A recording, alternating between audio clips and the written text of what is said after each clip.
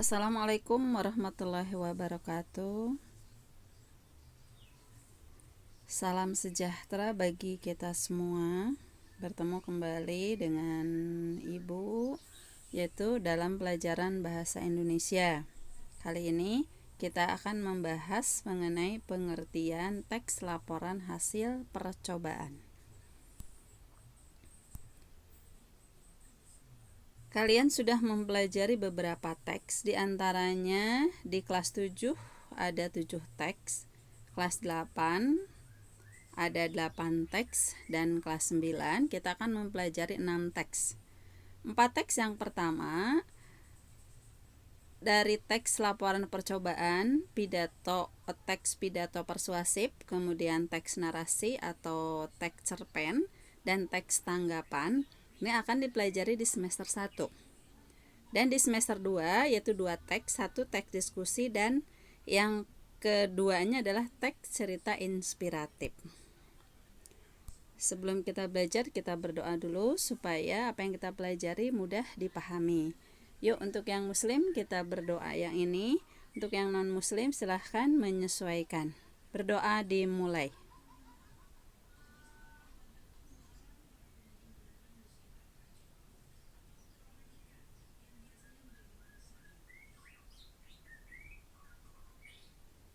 Ya, selesai.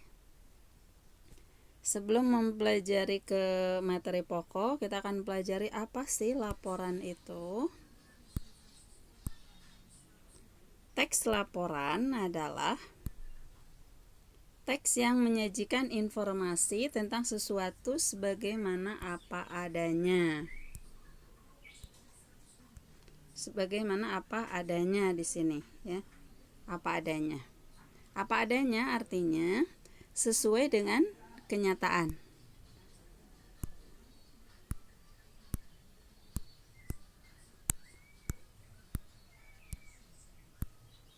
Yang kedua adalah suatu bentuk penyampaian berita. Suatu bentuk penyampaian berita di sini bisa berupa berita, keterangan, ataupun pemberitahuan, ataupun pertanggungjawaban. Di sini berarti menyampaikan bisa bentuknya berita, bisa bentuknya keterangan, bisa bentuknya pemberitahuan, ataupun sebagai bentuk pertanggungjawaban secara lisan ataupun tertulis. Macam-macam laporan. Macam-macam laporan itu ada laporan. Yang pertama adalah laporan kegiatan. Apa sih laporan kegiatan? Laporan kegiatan adalah karya tulis yang berisi tentang informasi kegiatan yang telah dilakukan. Biasanya laporan ini disajikan sebagai laporan resmi yang disampaikan panitia pelaksana kepada atasan ataupun pihak terkait. Dan biasanya sistematika laporannya itu ada judul laporan, kemudian pendahuluan, di situ ada latar belakang, ya. Kenapa laporan itu dibuat atau mengapa kegiatan itu dilakukan, dasar hukum atau landasan pelaksanaannya, kemudian tujuan kegiatannya untuk apa, waktu pelaksanaannya kapan, pesertanya siapa saja, dan susunan panitianya seperti apa, dan hasil yang dicapai dalam kegiatan itu apa. Yang kedua adalah laporan pengamatan atau observasi, dan observasi ini pun bisa juga di dalamnya ada laporan hasil percobaan atau penelitian. Ini nanti akan kita bahas, ya. Yang ketiga adalah laporan perjalanan. Artinya laporan perjalanan adalah suatu laporan yang dilakukan setelah kalian melakukan suatu perjalanan ke suatu tempat. Mulai kamu berangkat sampai ke balik lagi, kamu laporkan selama perjalanannya. Kita masuk kepada teks laporan hasil percobaan. Di sini dasar hukumnya ada kompetensi dasarnya 3.1, mengidentifikasi isi informasi teks laporan percobaan. Nanti kalian harus bisa mengidentifikasi. Yang kedua, 4.6, membuat ulang informasi teks laporan percobaan yang dibaca atau didengarnya. Adapun indikatornya 3 4.6.1 mendata isi informasi dari teks laporan percobaan yang dibaca. 46.1 meringkas teks laporan percobaan yang dibaca dengan bahasa sendiri menjadi 8 kalimat dengan logis dan koheren.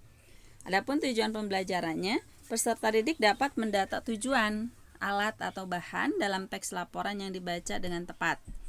Kemudian peserta didik dapat menjelaskan hasil dan simpulan dari teks laporan percobaan yang dibaca dengan tepat. Dan yang ketiga, peserta didik dapat meringkas teks laporan yang dibaca dengan bahasa sendiri sebanyak 8 kalimat. Nah, kita masuk. Yang akan kita pelajari meliputi pengertian, ciri, dan informasi dalam teks laporan percobaan itu. Kemudian,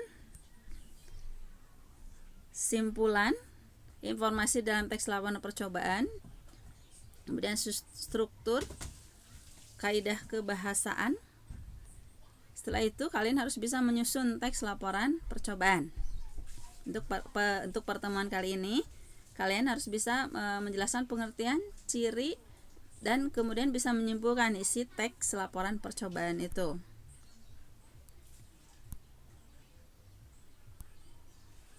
Kita masuk ke pengertian teks laporan. Apa sih teks laporan percobaan itu? Yaitu teks yang berisi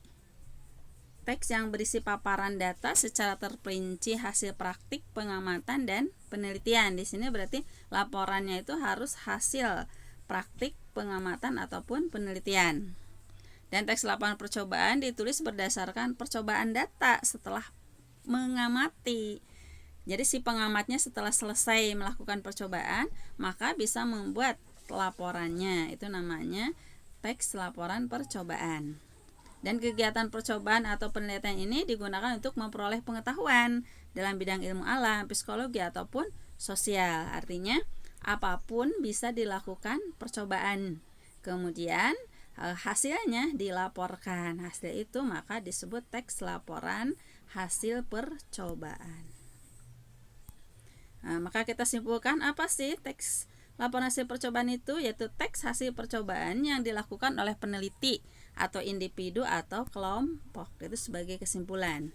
Adapun ciri-ciri dari laporan percobaan, 1, disusun berdasarkan hasil uji coba, pengamatan, penelitian disertai pemecahannya. Kemudian yang kedua, pembahasan masalahnya dikemukakan secara objektif. Di sini apa itu objektif? Artinya harus sesuai dengan kenyataannya, sesuai dengan apa yang diteliti, tidak ada unsur yang lain atau unsur subjektifnya. Yang ketiga, disusun secara sistematika atau terstruktur. Di sini harus berurutan. Yang selanjutnya, menggunakan bahasa ilmiah, baku, komunikatif, dan logis sehingga tidak ambiguitas. Artinya di sini tidak bermakna ganda. Maka harus menggunakan bahasa ilmiah. Yang kelima, ditulis berdasarkan fakta dan data yang jelas. Artinya fakta-fakta atau data-data yang diperoleh selama percobaan. Yang F, menuntaskan masalah yang dimunculkan secara terperinci dan lengkap. Di sini ada masalahnya harus diselesaikan dengan lengkap. Jangan sepotong-sepotong. Jadi semuanya harus tuntas ya. Ketika melakukan kegiatan percobaan, maka kita harus memiliki sikap ilmiah. Apa saja sih sikap ilmiah itu? Membedakan fakta dan opini. Oh, ini fakta, ini opini gitu ya. Jadi yang dilaporkannya itu berdasarkan faktanya dan mengungkapkan fakta secara logis, artinya masuk akal, berpendapat secara kritis dan logis. Artinya kalian dalam melaporkan percobaan ini kalian boleh berpendapat, tetapi harus secara kritis. Artinya di samping masuk akal juga harus kritis ya.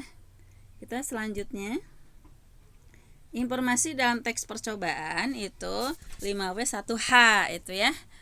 Itu apa sih atau percobaan apa yang dilakukan? Itu ada judulnya apa, objek percobaannya apa, alat bahannya apa, simpulan daripada hasilnya itu apa ya. Kemudian siapa sih yang melakukan percobaan itu ya. Selanjutnya why, mengapa percobaan itu dilakukan dan tujuannya apa. Kemudian when, kapan? Waktu percobaannya kapan? Berapa lama dilakukannya? Berapa menit misalnya, ataukah berapa jam, atau berapa hari, dan selanjutnya. Kemudian where, di mana dilakukan percobaannya atau tempat percobaannya di mana. How, bagaimana langkah-langkah percobaannya. Terus bagaimana hasilnya. Itu barangkali sekian pertemuan kali ini. Silahkan tugasnya kalian kerjakan dan buka ada di Classroom. Sekian dari Ibu. Assalamualaikum warahmatullahi wabarakatuh.